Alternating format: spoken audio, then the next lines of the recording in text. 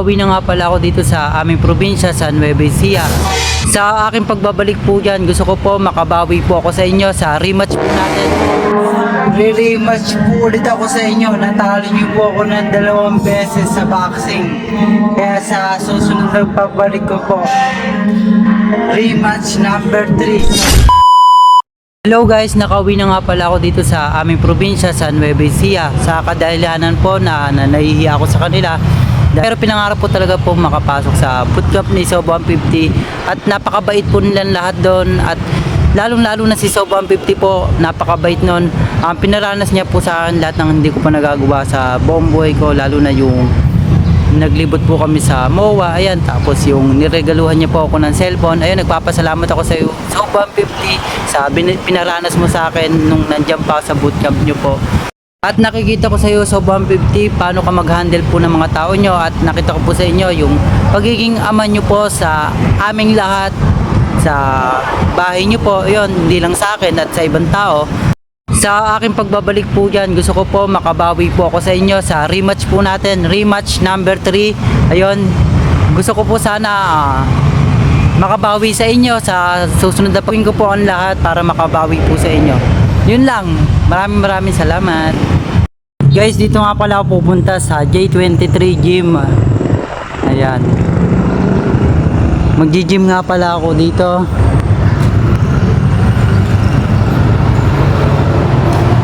Kaya Sob 150, abangan nyo po ang aking pagbabalik dyan. Ayan, babawi po ako sa inyo. Ayan, update ko na kayo.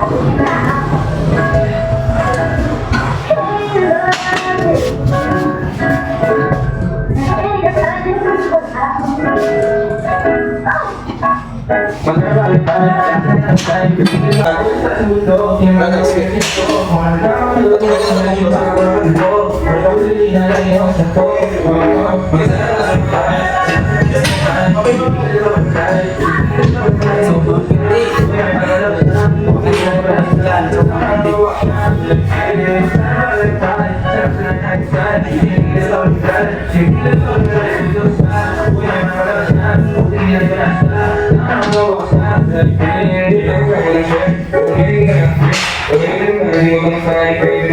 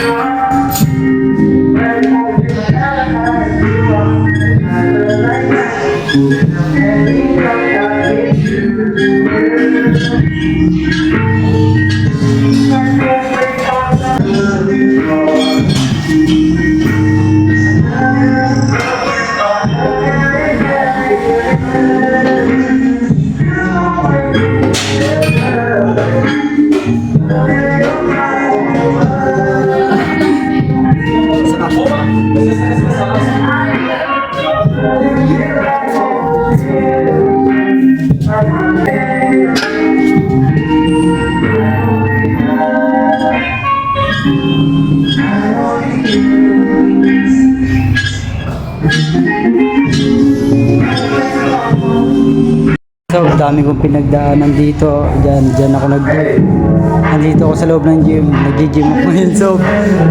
Kaya babawi po ako sa inyo. Magpapalakas ako, Sob.